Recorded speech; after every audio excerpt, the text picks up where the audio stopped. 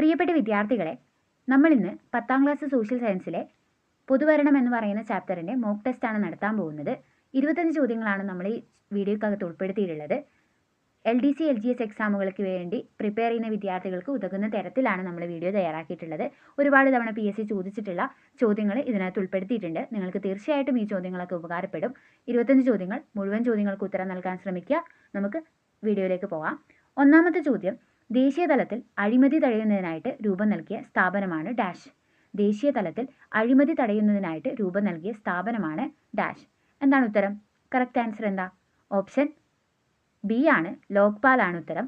ദേശീയ തലത്തിൽ അഴിമതി തടയുന്നതിനായിട്ട് രൂപം നൽകിയിട്ടുള്ള സ്ഥാപനമാണ് ലോക്പാൽ. രണ്ടാമത്തെ ചോദ്യം, മസ്ദൂർ കിസാൻ ശക്തി സംഘാത് ഏത് സംസ്ഥാനത്തെ സംഘടനയാണ്? മസ്ദൂർ കിസാൻ ശക്തി സംഘാത് ഏത് സംസ്ഥാനത്തെ സംഘടനയാണ്? ഉത്തരം സിമ്പിളാണ്, ഒരുപാട് തവണ നമ്മൾ കേട്ടിട്ടുള്ളതാണ്. വിവരാവകാശ നിയമത്തെക്കുറിച്ച് പഠിക്കുമ്പോൾ ഈ സംഘടനയെ പറ്റി പ്രത്യേകിച്ച് പറയുന്നുണ്ട്. രാജസ്ഥാനിലെ സംഘടനയാണിത്. ഉത്തരം രാജസ്ഥാനാണ്. അടുത്ത ചോദ്യം, UPSC ചെയർമാനെയും അംഗങ്ങളെയും ഒഴിവാക്കുന്നത് ആരാണ്? UPSC ചെയർമാനെയും അംഗങ്ങളെയും ഒഴിവാക്കുന്നത് ആരാണ്? ഉത്തരം രാഷ്ട്രപതിയാണ്. അടുത്ത ചോദ്യം, ഗ്രാമസ്വരാജ് എന്ന ആശയം ആരുടേതാണ്? ഓപ്ഷൻസിൽ ഗാന്ധിജി ഉണ്ട്, ഡോക്ടർ BR അംബേദ്കർ ഉണ്ട്, ജവഹർലാൽ നെഹ്റു ഉണ്ട്, സർദാർ വല്ലഭായ് പട്ടേൽ ഉണ്ട്. ഇതിൽ ആരുടേതാണ് ഗ്രാമസ്വരാജ് എന്ന ആശയം?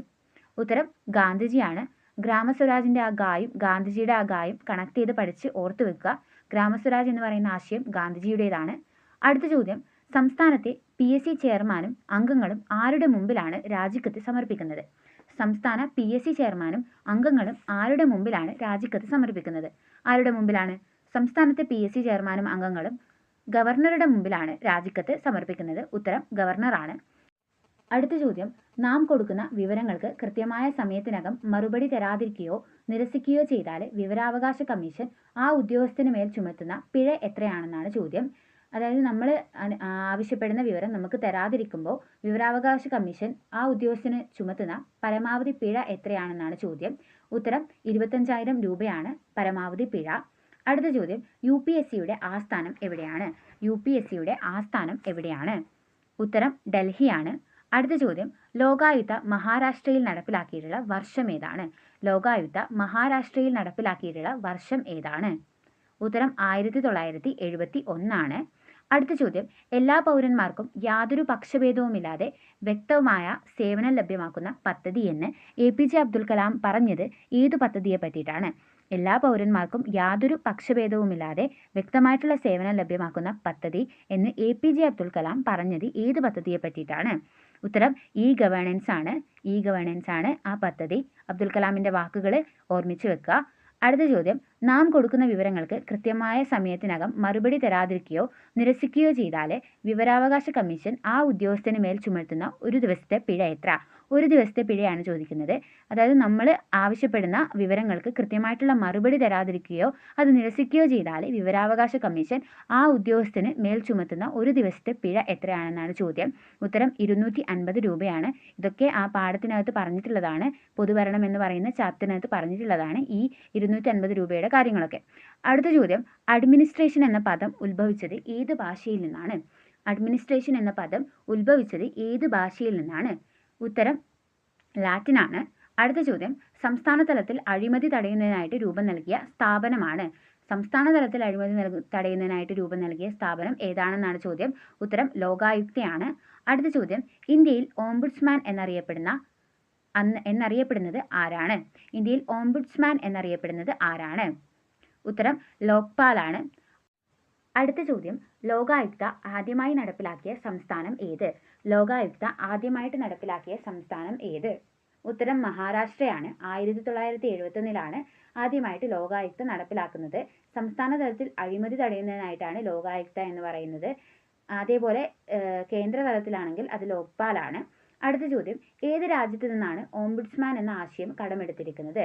ഏത് രാജ്യത്ത് നിന്നാണ് ഓംബുഡ്സ്മാൻ എന്ന ആശയം കടമെടുത്തിരിക്കുന്നത്? ഉത്തരം സ്വീഡനാണ്.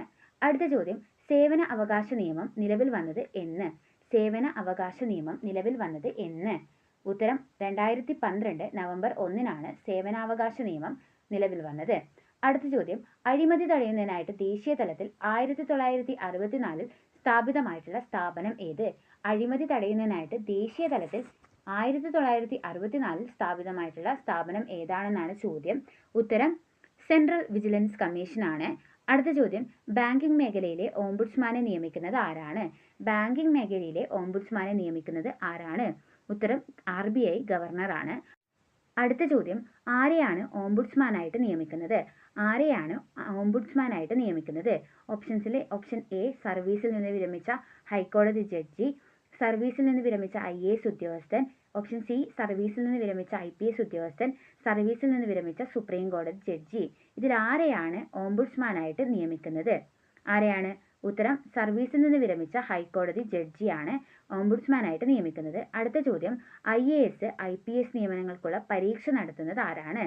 IAS IPS നിയമനങ്ങൾക്കുള്ള പരീക്ഷ നടത്തുന്നത് ആരാണ്? ഉത്തരം സിമ്പിളാണ്, UPSC ആണ്. അടുത്ത ചോദ്യം, കേരള പബ്ലിക് സർവീസ് കമ്മീഷനിലെ ചെയർമാനെയും അംഗങ്ങളെയും നിയമിക്കുന്നത് ആരാണ്? കേരള പബ്ലിക് സർവീസ് കമ്മീഷനിലെ ചെയർമാനെയും അംഗങ്ങളെയും നിയമിക്കുന്നത് ആരാണ്? ഉത്തരം ഗവർണറാണ്.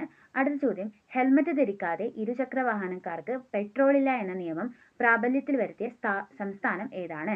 ഹെൽമറ്റ് ധരിക്കാതെ ഇരുചക്ര വാഹനക്കാർക്ക് പെട്രോളില്ല എന്ന നിയമം പ്രാബല്യത്തിൽ വരുത്തിയ സംസ്ഥാനം ഏതാണ്?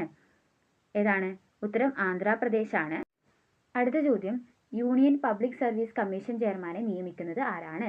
യൂണിയൻ പബ്ലിക് സർവീസ് കമ്മീഷൻ ചെയർമാനെ നിയമിക്കുന്നത് ആരാണ്? ഉത്തരം രാഷ്ട്രപതിയാണ്. അടുത്ത ചോദ്യം, ഗവൺമെന്റ് ഓഫീസുകളിലെ അഴിമതിയെക്കുറിച്ച് അന്വേഷിക്കുന്ന സംസ്ഥാനതല ഏജൻസി ഏതാണ്? ഗവൺമെന്റ് ഓഫീസുകളിലെ അഴിമതിയെക്കുറിച്ച് അന്വേഷിക്കുന്ന സംസ്ഥാനതല ഏജൻസി ഏതാണ്? Lokpal, central vigilance commission, ombudsman, സംസ്ഥാന വിജിലൻസ് കമ്മീഷൻ. ഇതിലേതാണ് ഉത്തരം? ഉത്തരം സംസ്ഥാന വിജിലൻസ് കമ്മീഷനാണ് ഉത്തരം. അടുത്ത ചോദ്യം, അവസാനത്തെ ചോദ്യം, ഗവൺമെന്റിന്റെ സേവനങ്ങൾ ജനങ്ങളിലേക്ക് എത്തിക്കുന്ന പ്രധാന സംവിധാനം ഏതാണ്? ഗവൺമെന്റിന്റെ സേവനങ്ങൾ ജനങ്ങളിലേക്ക് എത്തിക്കുന്ന പ്രധാന സംവിധാനം ഏതാണ്? ഉത്തരം ഉദ്യോഗസ്ഥ വൃന്ദമാണ്. 25 ചോദ്യങ്ങളായിട്ടുണ്ട്. നിങ്ങളുടെ മാർക്ക് കമന്റ് ചെയ്യാൻ മറക്കരുത്. ഇതുപോലുള്ള വീഡിയോകൾ നിങ്ങൾക്ക് ഉപകാരപ്പെടുന്നുണ്ടെങ്കിൽ തീർച്ചയായിട്ടും ഞങ്ങളുടെ ചാനൽ സബ്സ്ക്രൈബ് ചെയ്യണം. നമുക്ക് ഇതുപോലുള്ള വീഡിയോകളായിട്ട് വീണ്ടും കാണാം. അതുവരേക്കും ബൈ.